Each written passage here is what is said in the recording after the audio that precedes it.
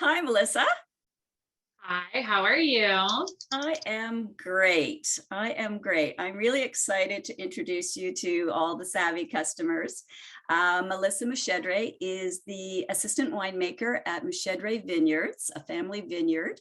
And it's in the area where I grew up. So I'm super proud and excited to show you off to Savvy. And your winery is down in Lake Erie North Shore. Could you maybe explain for folks where that is? Yeah, for sure. So we are essentially Ontario's most southern wine region. So we're a little bit of a hike away from Ottawa. So we are technically between Windsor and Point Pelee. So we're right on the most southern border of essentially Canada and Ontario. So we're right on the border with the US in Detroit. So we are down here. So we like to call ourselves Canada's Florida. I laugh sometimes when I say that because I'm like, we do see winter here.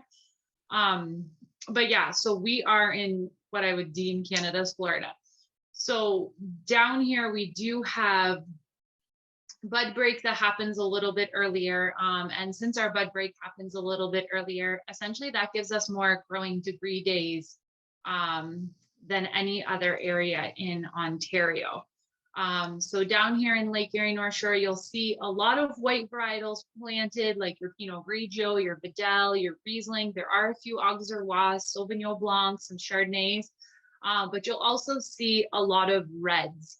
So a lot of the wineries down here are essentially pushing the envelope when it comes to reds, just because we have that greater amount of growing degree days. So we have more heat units here. So you will see a lot of Cabernet Francs, Cabernet Sauvignons, Merlots, even some Syrahs coming out of the area, and some nice delicate Pinot Noirs as well. I know you've been winning some awards lately. So yeah, you're really well known for all your wines, but the Reds have definitely won a lot of awards recently. So congrats on that. Thank you.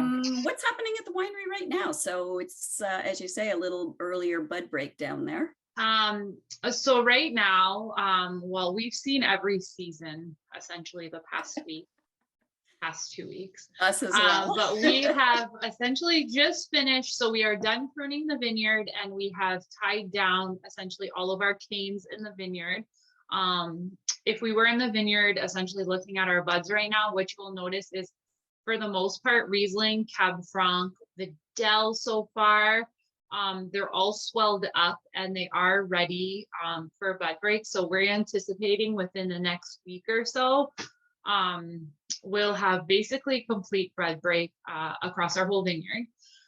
So that's what's happening in the vineyard right now. We're just hoping that Mother Nature, stops raining a bit so we can get in, do our tractor work. And then once we've had our bud break and things start growing, we'll take a little bit of rain, essentially for the vigor. In terms of the winery, we did just reopen our patio 2 weeks ago. So this will be our third weekend open. So for those of you that have been here, for those of you that haven't been here, when you pull in, it looks like you're pulling into somebody's house.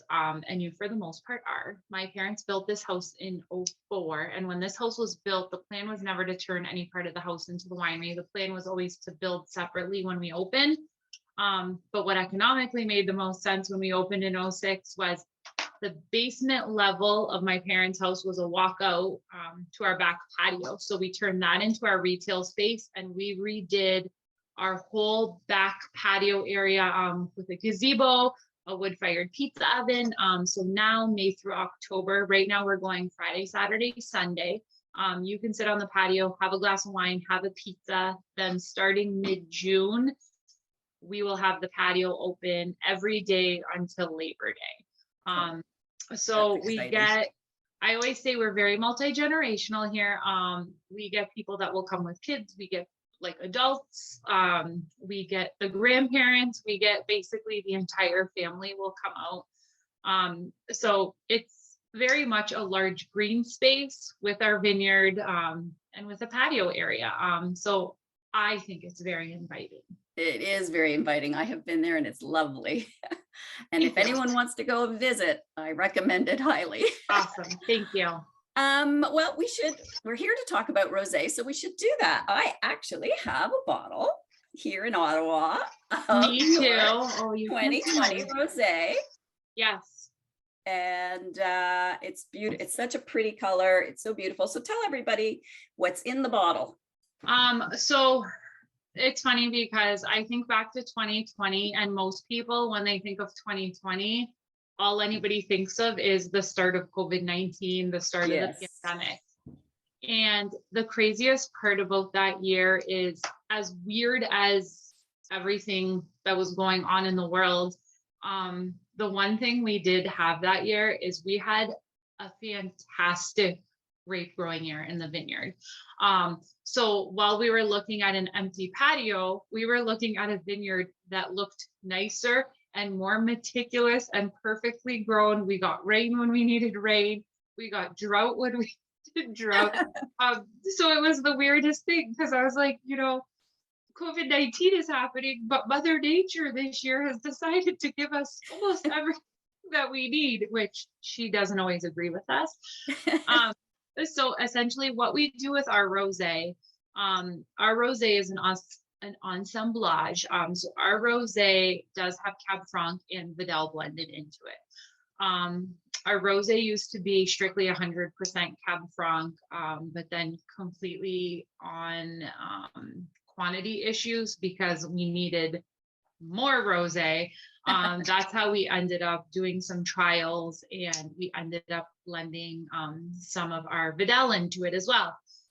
So with our Cab Franc, since we started in 2006, we've always done a dry rosé. So our rosé has always been kind of your Southern France style of doing rosé. So with this rosé, it does have 8 grams of residual sweetness on it. So you will get a little bit of sweetness on it, but it has very balanced off acidity. So you don't really notice that sweetness on it. So I think the reason that rosés are so big now is because they're so versatile. I remember we used to have groups that would come to the winery, and especially the males, they would always be like, oh no, I'm not trying rosé. I don't like rosé. Whereas now that people are going drier with rosés, they're more versatile. I feel like people are drinking them all year. They're not just drinking them in the summer. Right. So there's more opportunity with them now than I think there has been in the past, and they're getting a better recognition than they ever have in the past. I agree. So well, they're so enjoyable. And I know you mentioned there's a little bit of sugar in there, but it still, to me, tastes, it reads like a dry wine. It's really enjoyable with food on its own. So I think it's the perfect representative of a lovely Ontario rosé. One question for you: if you were going to pair that rosé with one of your fantastic pizzas, which one would you pair it with? So I would actually pair it with our seasonal pizza. So our seasonal pizza is the one that's always changing up on our menu. So right now we started with a sweet potato and goat cheese seasonal pizza. So that pizza does not have tomato sauce on it. It just has the mozzarella cheese, the sweet potatoes, and the goat cheese. So I would pair it with that one, but even more so than that one, the next seasonal pizza we're going to have, which we are currently waiting for them to come out of the ground because our weather has been so absolutely unpredictable here that no asparagus would ever decide to grow yet. The next seasonal pizza that we change to mid to the end of May is going to be our asparagus pizza. So essentially what we have on that one is we have seasoned asparagus and onions. And again, we don't do the tomato sauce base on it. So we just do the mozzarella cheese on that with a little bit of garlic. And I think the rosé would be a perfect pairing for that seasonal pizza. My mouth is absolutely watering. Well, thank you very much. Hopefully I will get down to visit you and have that pizza. But in the meantime, we can enjoy your rosé here in Ottawa. So thank you so much for this. Thank you. And you have a great season.